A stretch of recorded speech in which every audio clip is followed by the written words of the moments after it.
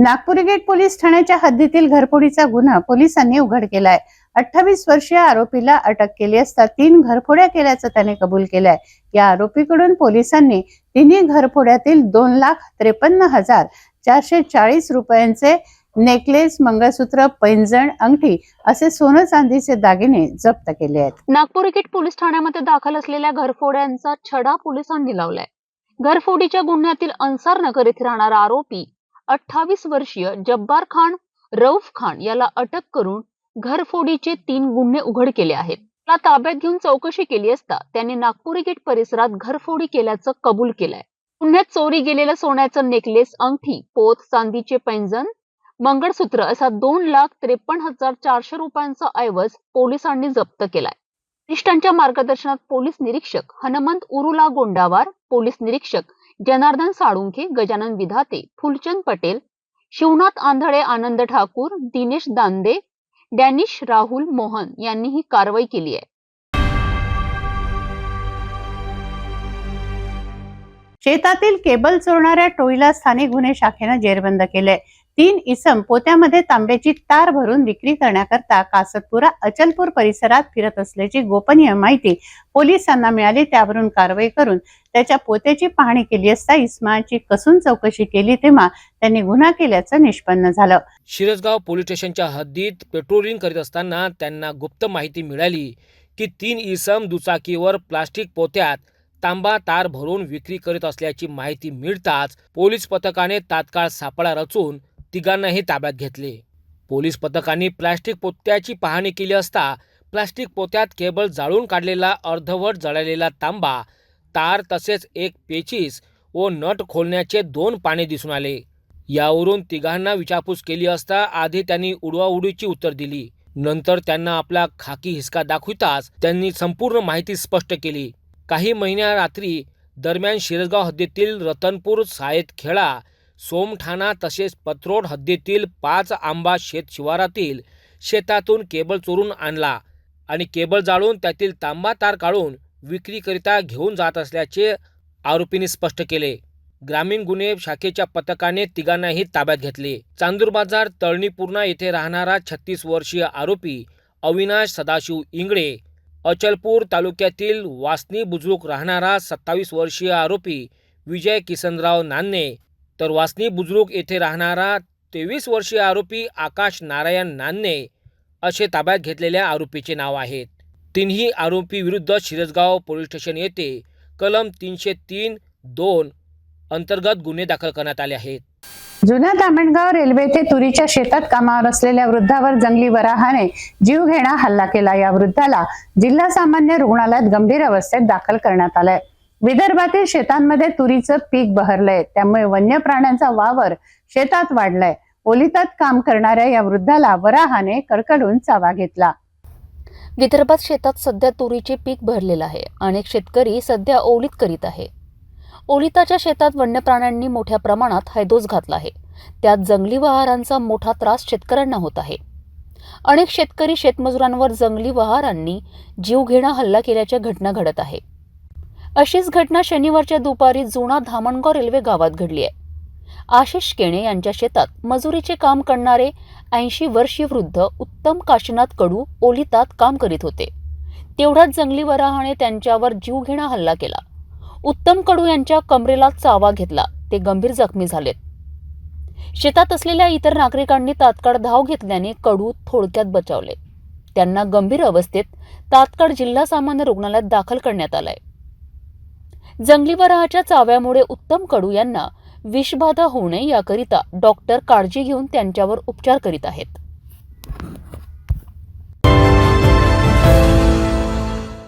आमदार सुलभा खोडके यांच्या गाडगेनगर येथील निवासस्थानी शुभेच्छा देण्यासाठी सर्व मान्यवरांची एकच गर्दी दिसून येते। यावेळी आमदार सुलभा खोडके यांचं अभिनंदन करताना शुभेच्छा देण्यासाठी पुष्पगुच्छ, भेटवस्तू, अभिनंदन पत्र, मिठाई दिली जात आहे। विविधतेतून एकतेचा परिचय करून देत अनेक धर्म, पंथ, भाषा, संस्कृतीच्या मान्यवरांची दररोज एकच रीघ लागल्याचं दृश्य आहे। विधानसभा निवडणुकीत मिळालेल्या भरघोस यशानंतर आमदार सुलभा खोडके यांचं अभिनंदन करण्यासाठी नागरिकांची रीघ लागत आहे। अमरावती विधानसभा निवडणुकीत आमदार सुलभा खोडके यांनी संपादन केलेला विजय हा जनतेच्या विश्वासाची पावती दर्शविणारा आहे.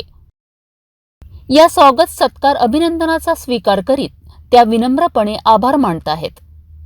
ही लोकशक्ती माझ्यासोबत अखंडितपणे राहू द्या अशी सर्वांनी विनंती करीत यावेळी आमदार सुलभा खोडके आपल्या भावना व्यक्त करत आहेत.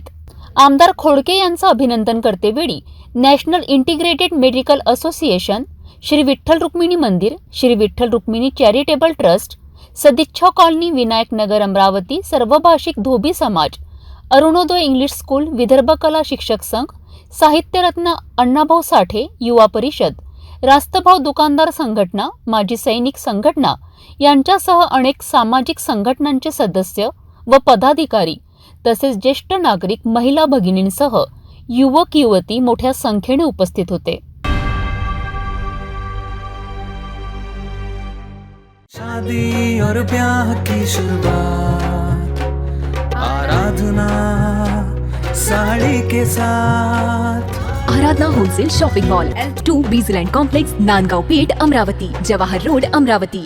घर का सारा फर्नीचर दीमकों और सीलन से बस 1 साल में खराब हो गया है. कोई बात नहीं, अब आपके घर की खूबसूरती बढ़ाने के लिए अम्बा मॉड्यूलर लाया है डेकोर प्लास्ट से निर्मित UPVC मटेरियल में घर के सभी फर्नीचर, वो भी जल रोधक, दीमक प्रूफ, गुणवत्ता पूर्ण, अग्निरोधी, पर्यावरण के अनुकूल, किफायती और 17 साल के वारंटी के साथ. मॉड्यूलर किचन, वार्डरोब, बेड, मंदिर, अलमारी, TV unit, study table, sliding अलमारी, ऑफिस फर्नीचर और अन्य सभी अब बनाइए आपके हिसाब से. फ्री विजिट और फर्नीचर डिजाइन के लिए आज ही विजिट करें अम्बा मॉड्यूलर, गोंड बाबा मंदिर के पास, MIDC से दस्तूर नगर रोड, अमरावती.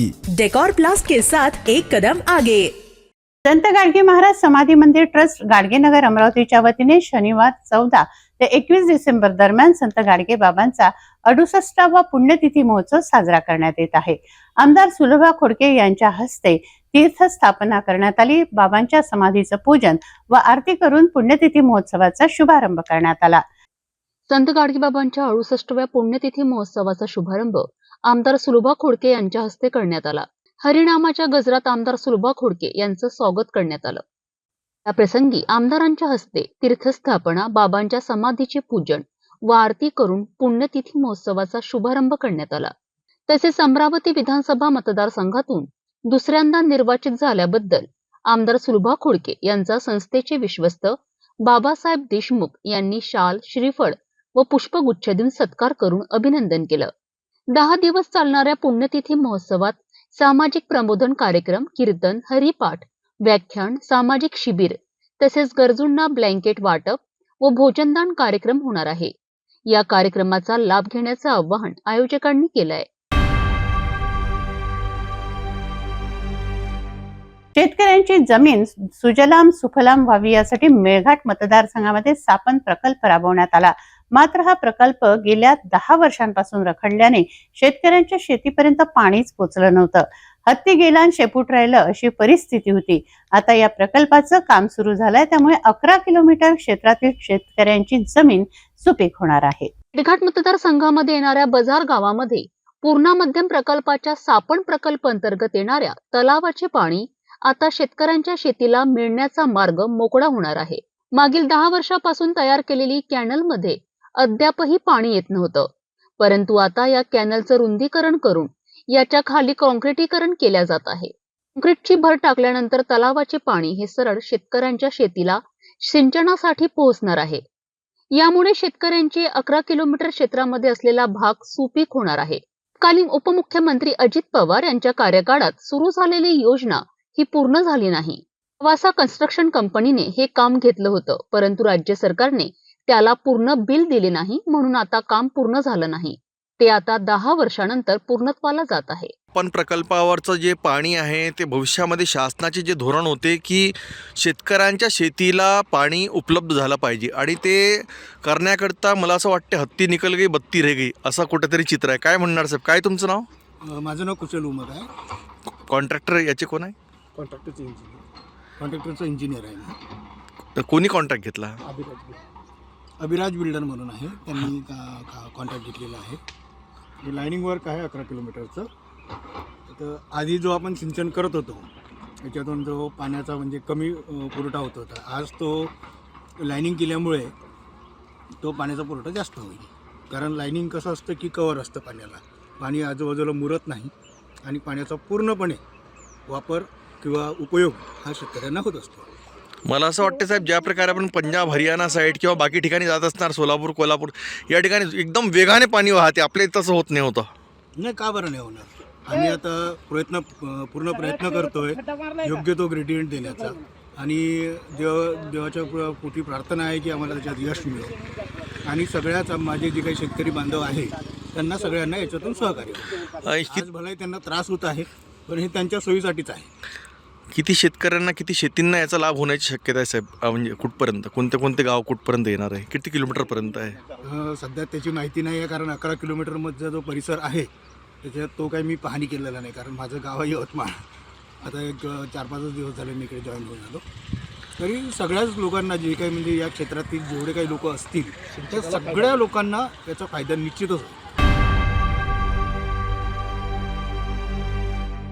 घर का सारा फर्नीचर दीमको और सीलन से बस 1 साल में खराब हो गया है, कोई बात नहीं. अब आपके घर की खूबसूरती बढ़ाने के लिए अम्बा मॉड्यूलर लाया है डेकोर प्लास्ट से निर्मित UPVC मटेरियल में घर के सभी फर्नीचर, वो भी जल रोधक, दीमक प्रूफ, गुणवत्तापूर्ण, अग्निरोधी, पर्यावरण के अनुकूल, किफायती और 17 साल के वारंटी के साथ. मॉड्यूलर किचन, वार्डरोब, बेड, मंदिर, अलमारी, TV unit, study table, sliding अलमारी, ऑफिस फर्नीचर और अन्य सभी अब बनाइए आपके हिसाब से. फ्री विजिट और फर्नीचर डिजाइन के लिए आज ही विजिट करें अम्बा मॉड्यूलर, गोंड बाबा मंदिर के पास, MIDC से दस्तूर नगर रोड, अमरावती. डेकोर प्लास्ट के साथ एक कदम आगे.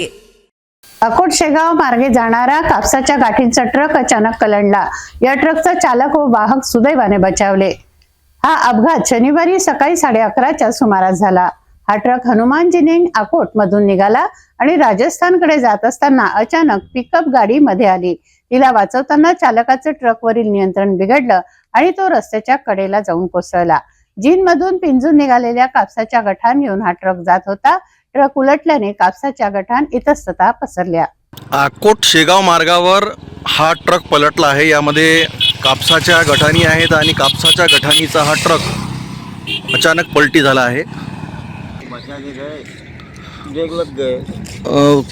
कहाँ से कहाँ जा रही थी गाड़ी? कहाँ? क्या नाम आपका? आसिफ. कहाँ से कहाँ जा रही थी गाड़ी? आकोट से जा रही थी बांसवाड़ा. यानी कहाँ से भरे थे गठान? आकोट. कौन थे जिनिंग्स? अपना हनुमान. और कहाँ जा रही थी? बांसवाड़ा. कितने बजे घटना हुई? 11 बजे. किसी को चोट वोट आई क्या? इन्हें घटना का कारण क्या है? घटना का कारण वो पिकअप गाड़ी थी, वो चल रहे थे, पिए खाए थे कि ना मालूम, मुझे मस्ती में थे, वो आगे चल रहे थे. अचानक गाड़ी रुकी, ब्रेक लगाए, उनको बचाने के लिए गाड़ी साइड तक करी, बैलेंस बिगड़ गया. हाइट की गाड़ी. कितना टन मालूंगा अचानक इसमें? कितना टन मालूंगा? 24 टन. यानी पिकअप के कारण, पिकअप को बचाने के चक्कर में फिर कोई मदद के लिए आया, पुलिस वगैरह कोई और बाकी सूचना की है? किसी को मार इंजुरी है क्या? नहीं है. अकोट शेगाव मार्गावर जाणारा हा ट्रक अचानक इथे कोसळला आणि MP 113 ZH 9170 नंबरची ही गाडी पिकअप चालकाला वाचवताना, पिकअपच्या गाडीमध्ये बसलेल्या लोकांना वाचवताना हा ट्रकचा बॅलन्स बिघडला आणि हा ट्रक अचानक पलटी झाला. परंतु यामध्ये कोणत्याही प्रकारचं नुकसान झालेलं नाही, कोणाला इंजुरी लागलेली आहे, कोणी याच्यामध्ये जखमी झालं नाही. परंतु ट्रकची स्थिती आपण बघत असणार की ट्रक कोणत्या परिस्थितीमध्ये आहे. अकोटपासून हनुमान जिनिंग फॅक्टरीचा हा ट्रक आहे आणि हा राजस्थान बासोडा जात होता आणि अचानक पलटून यामधल्या कापसाच्या गाठी हे शेताच्या नाल्यामध्ये पडल्या आहे. नितेश किल्लेदार, सिटी न्यूज, शेगाव. रस्त्यावर पडून असलेल्या मोठाल्या पाईपवर भरधाव दुचाकी वेगानं धडकली. यात दुचाकीवरील 2 स्वारांचा जागीच अंत झाला. ही धक्कादायक घटना नागपूर शहरात घडली आहे. पोलिसांनी या प्रकरणात कंत्राटदाराविरुद्ध गुन्हे दाखल केले आहेत. नागपूर शहरात रस्त्यावर पडून असलेल्या पाईपवर दुचाकी भिडल्याने भीषण अपघात घडला. या अपघातात मात्र दुचाकीवर जाणाऱ्या दोघांचा करुण अंत झालाय. ही धक्कादायक घटना नागपूर शहरातील यशोधरा पोलीस स्टेशन हद्दीत घडली आहे. अस्ताव्यस्त मनमर्जीपणाने रस्त्यावर ठेवलेल्या पाईपला दुचाकीने जोरदार धडक दिली. या घटनेची माहिती मिळताच नागपूर वरिष्ठ पोलीस अधिकारीसह यशोधरा नगर पोलीस निरीक्षक रमेश खुणे यांनी धाव घेतली. या घटनेचा पोलिसांनी पंचनामा करून दोघांना रुग्णालयात दाखल केले असता डॉक्टरांनी दोघांनाही मृत घोषित केले. यशोधरा नगर पोलीस ठाण्याचे वरिष्ठ पोलीस निरीक्षक रमेश खुणे यांनी 13 डिसेंबरला दुपारी 5:30 वाजता दिलेल्या माहितीनुसार रस्त्यावर ठेवलेल्या पाईपलाईनला दुचाकीची जोरदार धडक लागल्याने 2 मित्रांचा जागीच मृत्यू झालाय. या प्रकरणी पाईपलाईन कॉन्ट्रॅक्टर विरोधात यशोधरा नगर पोलीस ठाण्यात गुन्ह्याची नोंद करण्यात आली असून पुढील तपास पोलीस करीत आहेत, अशी प्रतिक्रिया वरिष्ठ पोलीस निरीक्षक रमेश खुणे यांनी स्पष्ट केली आहे. काल रात्री 2:45 दरम्यान मला एक कॉल मिळाला की इटाभट्टीकडून ऑटोमॅटिक चौकाकडे जाणाऱ्या रोडवरती कॅन्सर हॉस्पिटल शेजारी एक मोटरसायकलचा अपघात झालेला आहे असा कॉल मिळाल्यानंतर मी माझी टीम बीट मार्शल आणि DB पथक वगैरे त्या ठिकाणी गेलो होतो. प्राथमिक दर्शनी आम्ही पाहिलं तर जे पाईपलाईन जे पाईप टाकलेले आहेत त्याला धडकून गाडी आतून गेलेली आणि आतमध्ये 2 व्यक्ती रक्त येत असलेल्या स्थितीमध्ये पडलेले होते. तशी स्थिती जरा गंभीर दिसल्यानंतर आम्ही फॉरेन्सिक कार आणि तसेच आमच्या वरिष्ठांना त्याबद्दलची माहिती दिली. नाईट राऊंड करिता असणारे आमचे माननीय DCP सर, माननीय ACP सर हे तात्काळ घटनास्थळी आले होते. आम्ही प्रथमदर्शनी आम्हाला ते घातपात असल्याचं निदर्शनास येत होतं, परंतु त्याबद्दलचे काही क्लू वगैरे तिथे मिळून न आल्यामुळं आम्ही बाकी अँगलने चेक केला असता ते मोटरसायकलवरून डायरेक्ट पाण्याच्या त्या लोखंडी पाण्याच्या पाईपमध्ये मोटरसायकलसह गेल्याचं तिथं दिसत होतं. कारण ते तिच्या मोटरसायकलचे स्केटिंगचे आणि ह्याचे तिथं अवशेष आतमध्ये होते. तर ते आम्ही ज्यावेळेस चेक केलं आणि फॉरेन्सिक गाडीने ज्यावेळेस चेक केला आणि 108 ॲम्ब्युलन्स पण आपण बोलवले होते त्या ठिकाणी की जखमीला हॉस्पिटलला घेऊन जाण्यासाठी.